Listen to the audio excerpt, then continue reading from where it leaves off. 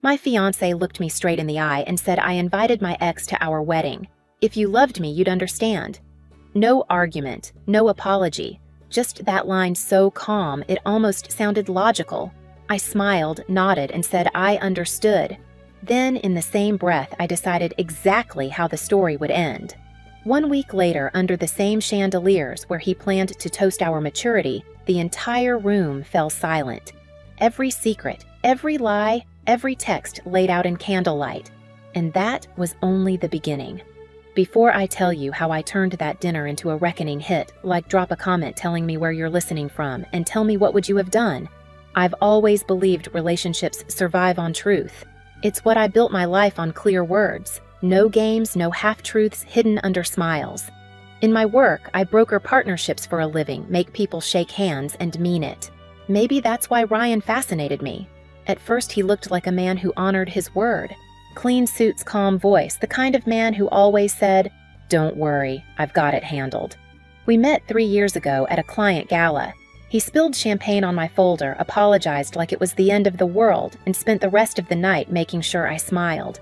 I mistook attentiveness for depth. Everyone around us did too. My mother adored him. My friends called him the safe bet. I used to think safety was love. Lana, his ex, was a ghost I thought we'd buried. She came up in stories always wrapped in nostalgia. "She's the one who taught me what real love looks like," he said once, laughing. I remember the sting of that sentence, but I didn't call him out. I just tucked it away like a splinter you pretend not to feel. We built our engagement like a project plan: venues, deposits, tastings. I had a spreadsheet for everything, color-coded tabs and printed receipts filed neatly in a folder. Ryan teased me for being too organized, but I liked control. It made me feel safe. That folder would become my weapon later, though I didn't know it then. It was an ordinary Tuesday when everything cracked. We were having dinner at my apartment, white wine, leftover pasta, our phones between us on the table. He was scrolling through guest names when he said almost casually, "Oh, I invited Lana to the wedding." I froze. "You what? She's married now, Clara." It would be weird not to invite her. If you loved me, you'd understand. I remember the sound of the fork clinking against the plate. My pulse was loud in my ears. I waited for him to laugh, to say it was a joke. He didn't. He just looked at me like I was being unreasonable. So I smiled. "You're right. I do understand." He relaxed, thinking it was over. But something inside me clicked into place, a quiet decision. I'd spent my life believing truth always finds a way out. If he wanted maturity, I'd show him what that really looked like. And in that moment, I knew he'd just invited his own ending. For a week after that dinner, I tried to convince myself I was overreacting, that maybe this was modern love, civil, progressive, full of grown-up gestures. That's what Ryan kept saying. "You're taking it the wrong way," he told me one morning while tying his tie. "It's not a big deal. I just don't want things to be awkward. We're adults, Clara. We can handle this." Adults. That word started to taste bitter. I tried to test my own boundaries. Each time I asked a simple question, he turned it back on me. "Why are you so insecure? Can't you trust me for once? I thought you wanted a man who wasn't threatened by his past." Gaslighting so gentle it almost sounded reasonable. So I played along. I smiled through dinners, nodded through guest list edits, even joked with my mom that we're such a mature couple. Inside, I was collecting data dates, reactions, the tiny shifts in his tone, because something wasn't adding up. He started keeping his phone face down, showering with the door locked, late-night client calls that ended with him returning to bed smelling faintly of wine and peppermint. The signs weren't new. I just never allowed myself to see them. Then, one Thursday, I caught a glimpse of a notification lighting up his screen while he was in the shower. Just 2 words: "Missed you." No name, just a preview bubble, but my gut already knew. That night, I waited until he fell asleep. I opened his laptop, synced to his phone. There it was, messages with Lana stretching back months, little flirts disguised as nostalgia. "Remember our trip to Vermont?" Those were the days. And one from him. "If you'd said the word, I'd never have left." I didn't cry. I just sat there staring at the blue glow of the screen, the taste of metal in my mouth. Then I saw the part that made my stomach drop. Lana Ethan's overseas next month. I could make the wedding. Ethan, her husband, overseas. The lie. At that point, something inside me went silent. Not broken, just still. I looked up his name, found him easily. Ethan Pierce, financial consultant, Chicago. Married, not traveling anywhere. Recent post, tagged in the city. I stared at his photo for a long moment before typing, "Hi, Ethan. You don't know me, but I'm engaged to Ryan Cooper. I think there's something you should be aware of." He replied within an hour. Calm, direct, furious beneath the surface. We agreed to meet. Neutral ground, no drama, no shouting, just truth. When we met at a quiet cafe downtown, he looked like a man who'd been gaslit in the same language I'd learned to translate. We ordered coffee. I said, "They're not just lying to us, Ethan. They're lying to each other." He nodded once. Then maybe it's time we give them a night to remember. The week before the rehearsal dinner stretched like a storm waiting to break. Ryan was all charm again, bringing me flowers, calling me his calm. It might have worked if I hadn't already seen what calm cost. Each night I'd sit at my dining table surrounded by wedding folders in quiet fury. Every receipt, every deposit, every vendor was under my name. A small but powerful detail.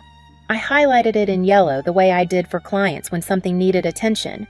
Oliver, my best friend from work, stopped by one evening with takeout.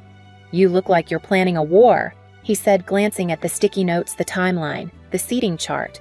"I'm not planning one," I told him. "I'm ending one." He stayed silent for a beat, then grinned. "You're terrifying when you're calm." I smiled. "Good." Meanwhile, Ethan and I kept our communication strictly professional, two people drafting justice like a contract. We compared messages, confirmed the patterns. Same phrasing, same timing, same manipulation. He'd confronted Lana once softly, and she'd called him paranoid. "You're imagining things, Ethan," she'd said. "It's harmless. Harmless. Like Ryan's. If you loved me, you'd understand."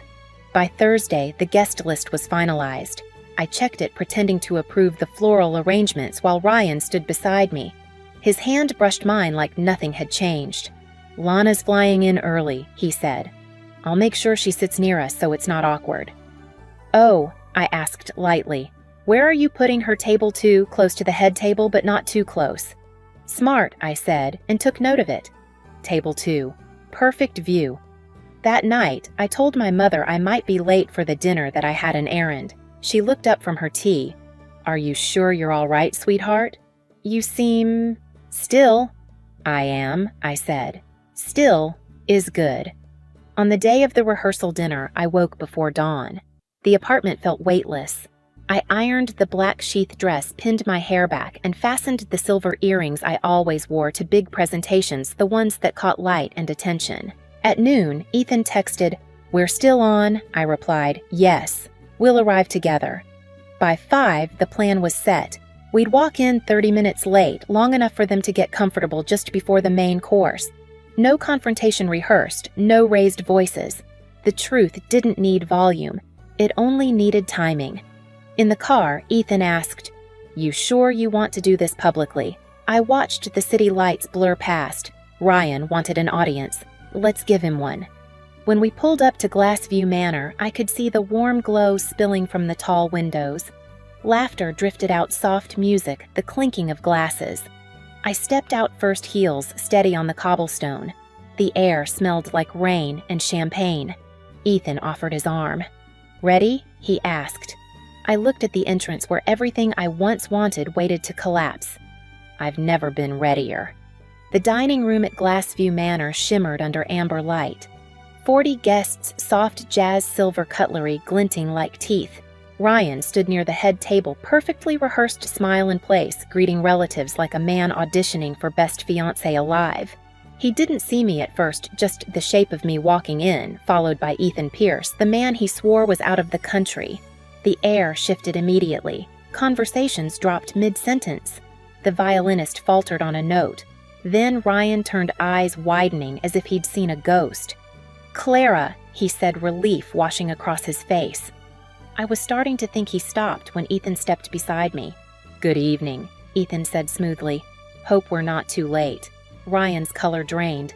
"Ethan, what are you doing here?" Before he could gather himself, Lana appeared from behind the wine tower, holding her clutch like a shield. The second she saw her husband, her jaw slackened. "Ethan, you weren't supposed to be." I smiled, resting a hand on Ethan's arm. Oh, but he was. "Ryan told me Lana's husband couldn't make it, so I thought it would be lovely to invite him as my +1.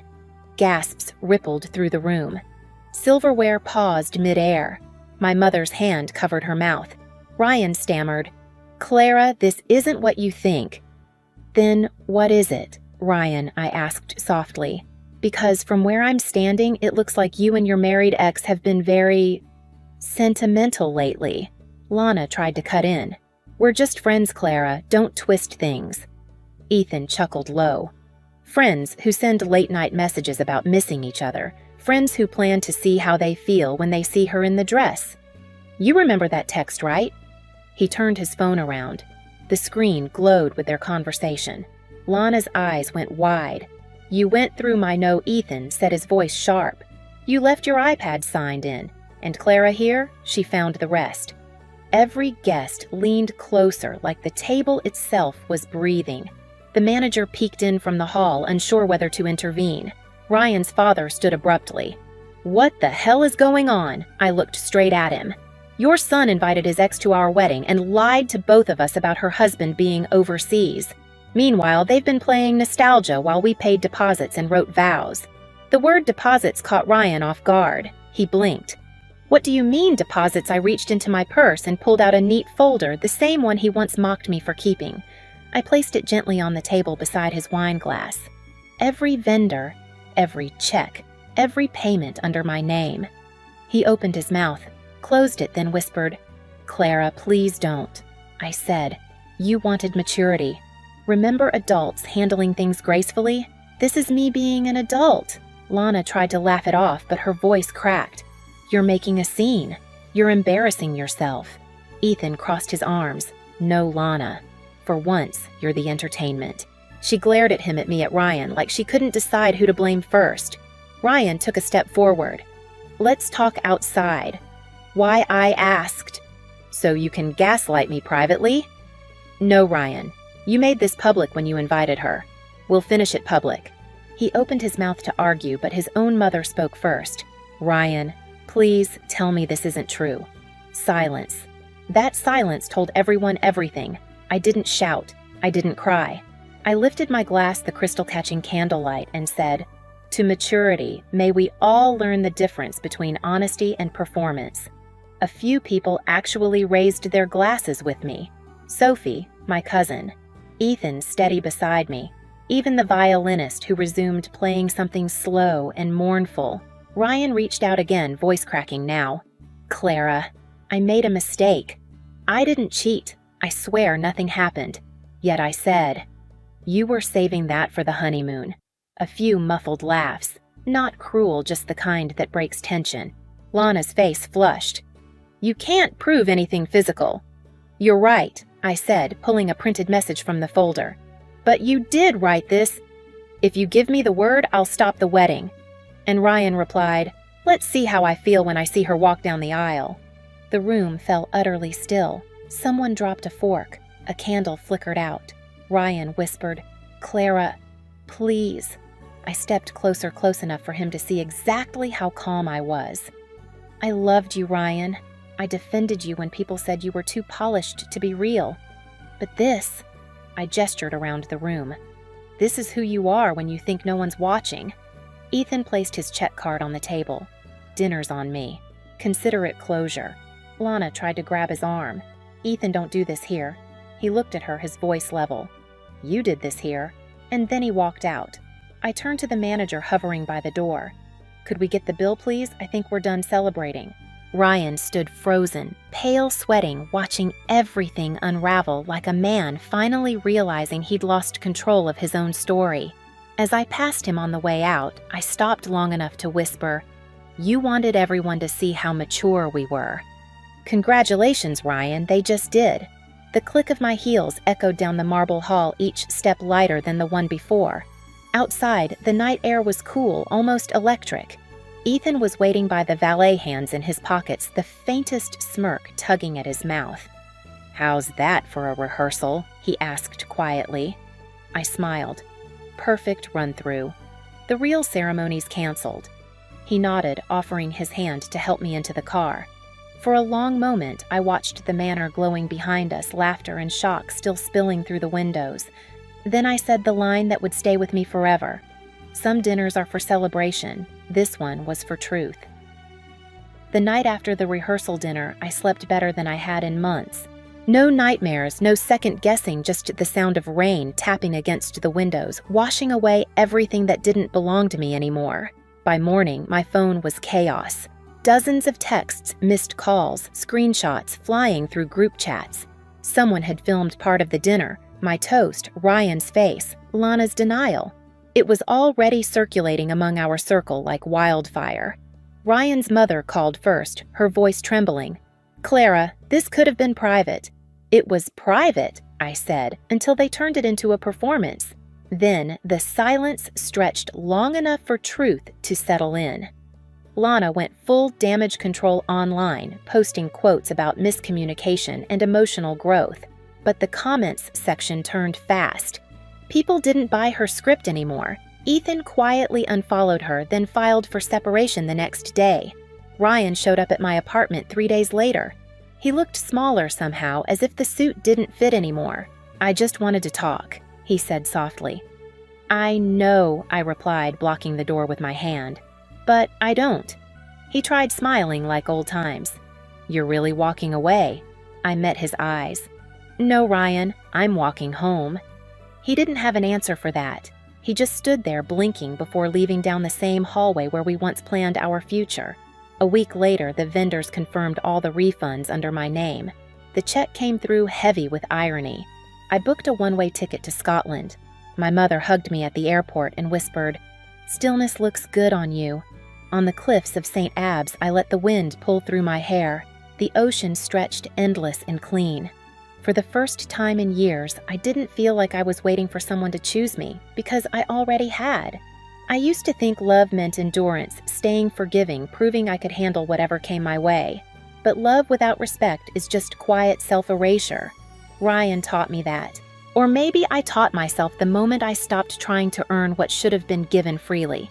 If someone ever asks you to understand their betrayal, don't. Understanding isn't maturity, it's surrender.